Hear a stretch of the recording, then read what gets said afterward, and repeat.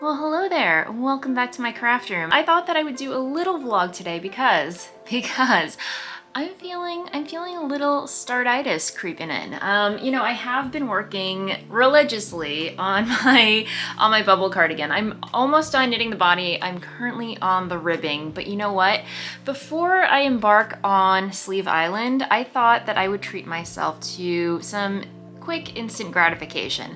I don't know how instant it's gonna be, but I am craving just a quick win, if that makes any sense. So I'm gonna browse Ravelry. I have no idea what I'm gonna cast on, and this is not gonna be a pattern from my recent episode because those are technically larger projects like garments and sweaters and cardigans and all that good stuff. So I'm looking for small scale here. So I don't know, I am kind of on the prowl for a hat pattern. Not that I don't have enough hats, but you know, I'm craving a little bit of brioche. I'm craving a little bit of lace. So I don't know, I'm gonna take a browse around Ravelry and see what strikes my fancy. I have no idea what kind of vlog this is going to turn out to be, but you know, just a little behind the scenes of my decision making when it comes to choosing a pattern and yarn and colors, that type of thing. So, you know, just experimenting with this type of format of video, and we shall see where it takes us. So, yeah, just grab a cup of something, grab your knitting, and let's hang out and choose a pattern for Kristin to cast on. I'm still on a search for a pattern to cast on. I mean, at this point, I've narrowed it down to a hat. I'm planning to cast on a hat. I'm also open to knitting color work. I could use a little color work in my life. One thing that I always do when I'm searching for a pattern is that if one catches my eye and, you know, I click on the project page and I'm looking at it, I'm reading through the description. If I'm still not sure about, you know, if I really want to commit to a project, I always click on the projects tab, you know, to see how many other people have knit the project, to get a general idea of how the FO is going to fit and look, because the sample image or the sample garment on the actual published pattern doesn't always knit up the way it's pictured. You know, it could vary depending on the type of yarn that you're using, your gauge, your tension. So it is very helpful for me to click on the projects tab and just scroll through other people's projects, especially if I do have some yarn in mind and I can, you know, search for comparable yarn, if that makes any sense. So I do find that very helpful, and you know, yeah, just thought I would share that little tidbit with you. So I think that's a helpful tip if you are browsing for a new pattern to cast on and you have a tendency to have paralysis or analysis paralysis, as I tend to do. I think I found something. This is a hat by Leslie Ann Robinson, who's also knit graffiti. This is her Prairie lace hat, and you guys, I am loving this. I love that it's slouchy. I love that there's brioche. And if you look, it's just super floofy. I think this hat is so adorable and totally me. So, all right, I am really loving this. And I love that there's a pom-pom. The pom-pom's adorable. All right, my friends, to the stash. I ended up turning my studio light on just so you could see what I'm seeing, because it is for middle of the day. It is quite dark in here. So anyway, this is my current yarn stash. This is where it lives. And believe it or not, I managed to destash so much yarn over the past, I want to say 1 to 2 years. There was so much more here. But I'm so proud of myself that I was able to destash as much as I did. Down to the stuff that I know I'm actually going to use. So my yarn stash really only takes up these 4 cubby holes right here, and then I do have some in here. So I know that there's some mini skeins in here. I actually keep my project bags in here, so that's another video for another day. But yes, project bags stay in there. I've got some more yarn in here, and then let's see, a lot of fiber. And the dark arts drawer, the crochet drawer. This is where I keep all of my cotton and my crochet hooks and, you know, languishing crochet whips of that kind of ilk. The pattern does call for fingering weight held together with mohair, which I definitely have mohair. I have this colorway, which I absolutely love. This is my courtesan on Ghost Lace, so pairing this with another colorway would be really, really nice. Ooh, you know what I could do? You know what would be really interesting? This is yarn that I picked up from the Edinburgh Yarn Festival, and This is Skein Queen on her Cloud Gazer. It's almost like it's 74% baby Surrey alpaca, 28% mulberry silk. And then I also picked up a second skein of DK weight of also Skein Queen. Skein Queen. Why do I want to call it Skein Queen? But this is her, again, 70% baby alpaca, 20% silk, and 10% cashmere. It's very, very delicious yarn. 4-ply finger. This is fingering. What? This is fingering?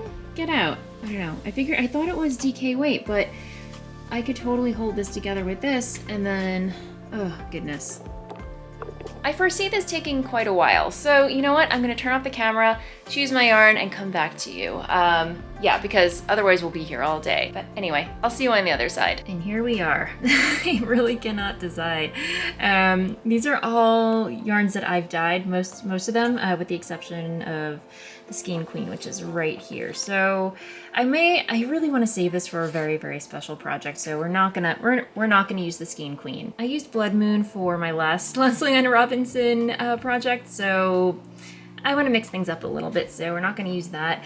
She does use some yarn with Stellina in it, and of course I have some of my Grimm colorway on Blitzed with gold Stellina. So I was thinking about holding it together with some Weep. I apologize for the really crap background on this thing, but this is my chair, but this is what I've got to work with right now. So anyway, I was thinking about pairing the Grimm with some Weep, which is a gray, but then holding both strands together with some Courtesan Ghost Lace. I think like a peachy pink halo with monochromatic shades would be really cool. Well, you know, the colorways are very monochromatic. I don't know how much contrast there's going to be between these two shades, but I don't know. It could be a very interesting effect, you know, with the Stellina, you know, non-Stellina base, and then just having an overall peachy pink halo effect happening. That could be very interesting. So this might be one option. I was also thinking about using my Voolenvine number 5 colorway together. I can't get enough of Grimm. This might be really, really pretty.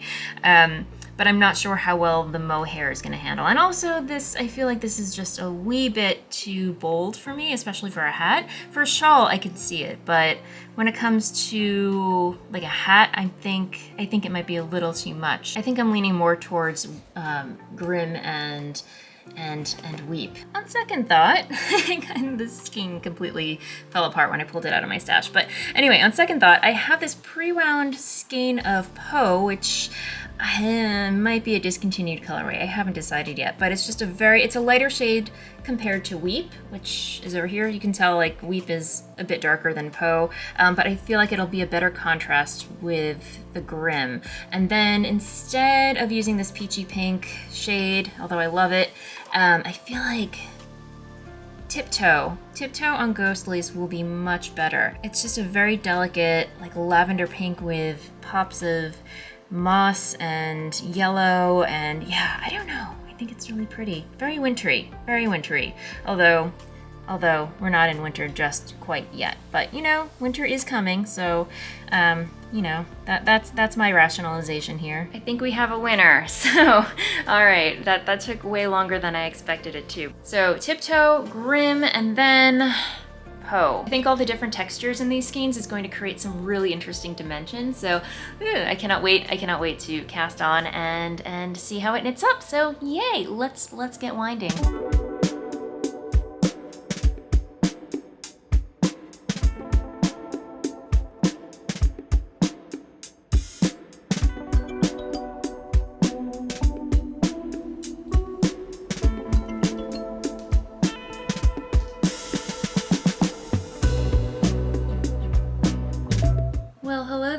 I took a break to do some work, which makes absolutely no sense, but I took a break from taking a break to actually get some work done. And I'm back from dyeing yarn, I'm back from the dye dungeon, a little bit sweaty. Don't mind the natural glow happening on the face. You know, it is still, it's 82 degrees Fahrenheit here in Brooklyn. So yeah, I probably should have powdered my face before I sat down and chatted with you, but here we are.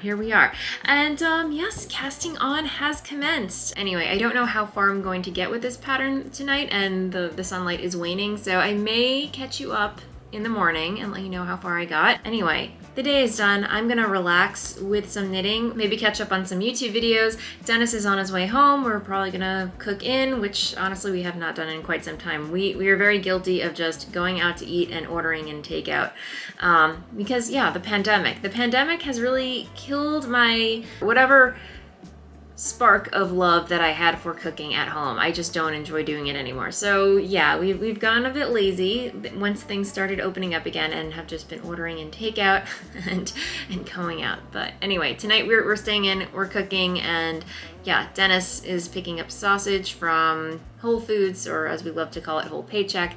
Yeah, and it should be a fun, quiet Monday night in. Cannot wait. The next day. Good morning. It is a new day. It is Tuesday, and I have since cast on the Prairie hat by Leslie Ann Robinson, and we have not the same dog, but a different dog that is barking nonstop all morning. And oh my goodness, guys. Yeah. But yes, we have some ribbing, and I am absolutely loving my yarn choices, guys. I don't know how well you can see this, but the shimmer, it's very, very subtle. But I just love the dimension and the marling that's happening in here. I cast on the pattern using Poe and the Tiptoe shade, and so it's just one row of those two colors held together, and then I switched over to Grim, which is a shaded solid black with gold stellina in it. And yeah, I just love the dimension that's happening in here. Yeah, I mean, the marling, it was kind of like an unexpected surprise. So I really love the way that this is kind of, it's almost gradiating out of the cast on, if that makes any sense. Yeah, so I'm just really loving the way this is knitting up.